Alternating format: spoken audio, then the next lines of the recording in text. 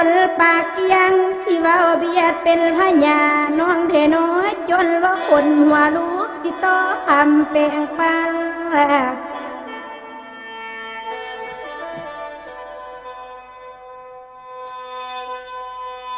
แม้นว่าน้องใหญ่โอทองคำพญาของอายแปลงมาเกินมันคอกน้องเทน้อยน้องอยากจับใส่คงขังไว้ดังอีปู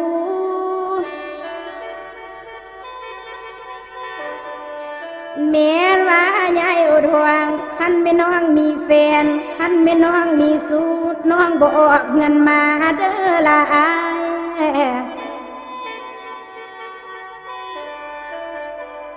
แม่ว่าใหญ่กาวอนใหญ่บ่แค้นคันไม่น้องมีผัวสิบ่มาลมอาย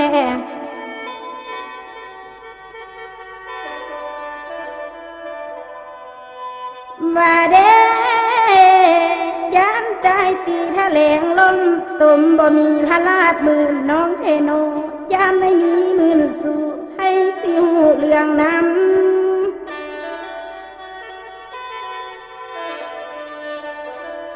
แม่ว่า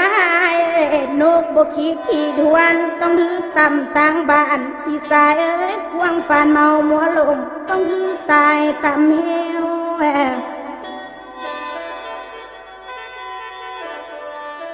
โอ้ยน้อยแมงวันตายย้อนยานมากกว่าเรียนวันยิงมักสายถ่ายยอมแล้วบ่ละวัง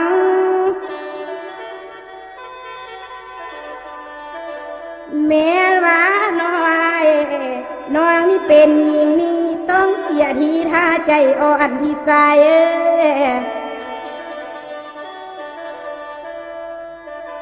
โอ้น้อยถ้าแม่นเป็นสำดังนั้นน้องขอเวลสิบ่เอาพี่สาย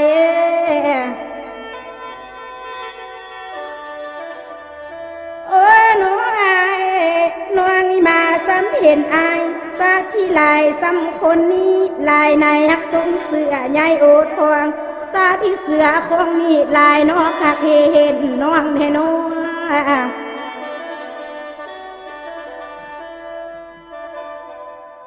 ว่าเด้ยานแต่ตัวสายนังสิมีสายฝนแห่น้องให้น้องยายกาบอนยานแต่แลหลอกลิ้นพญาล้อหลอกผู้สาวน้องให้น้อง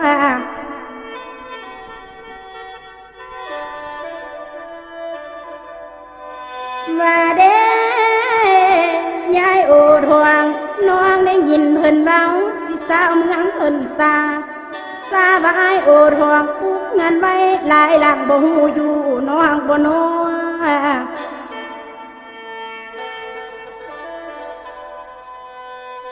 โอ้น้อยใหญ่โอทองเมียสำเร็จสำน้อยสิเมียแต่นับบ่ไหวว่าตีอาย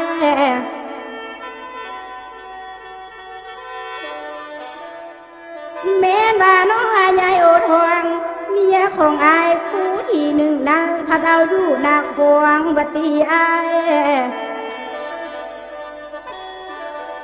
โอ้หนูใหญ่โอทวงเมียผู้ที่สองพัดเอาอยู่นาลา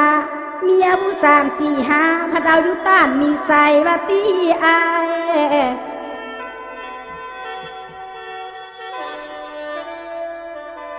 โอ้หนู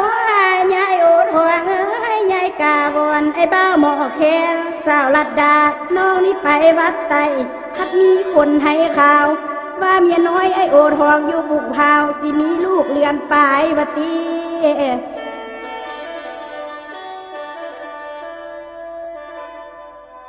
โอ้น้อยใหญ่โอทอง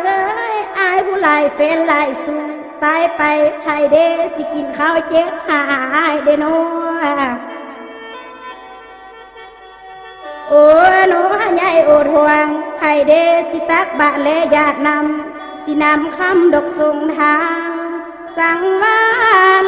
วาน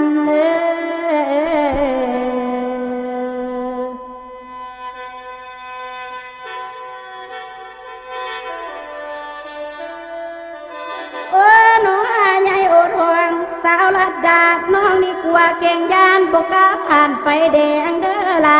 ย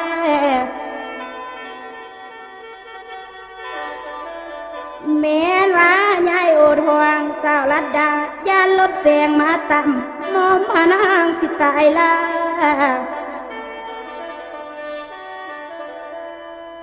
โอ้น้อยยายโอดห่วงยานแต่มานยาอายมาเห็นแล้วคือลูกไก่ยานแต่ตัดซ้ำบ่ได้สิตายย้อนขอบเขือวิสัย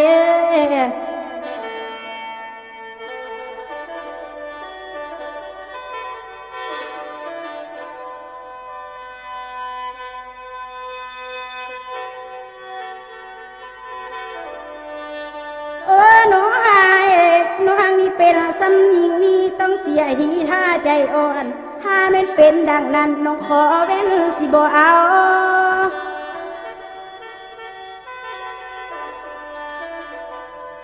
โอ้น้องยายโอดห่วงถ้าไม่เป็นดังนั้นน้องสิเหียนสนิพาดำนาเลี้ยงอีแม่เอาน้อย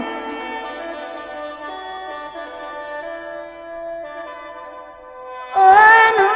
ยายโอดห่วงเป็นสาวแก่เลี้ยงน้อยยังสิมันผัวพี่สาย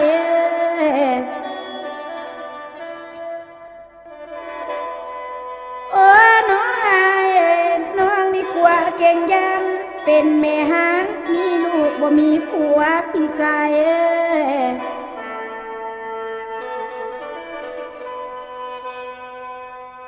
แม่ร้าย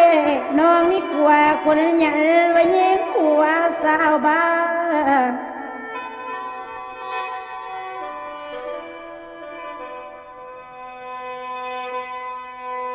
ว่าเด้ทรมานบัดยามเศร้าน้ำตาเสร็จหัวเขายามแต่ไอ้อดห้องมีเมียคือเพิ่นเมา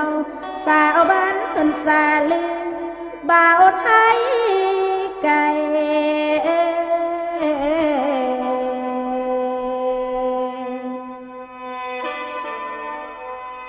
ว่าแต่เก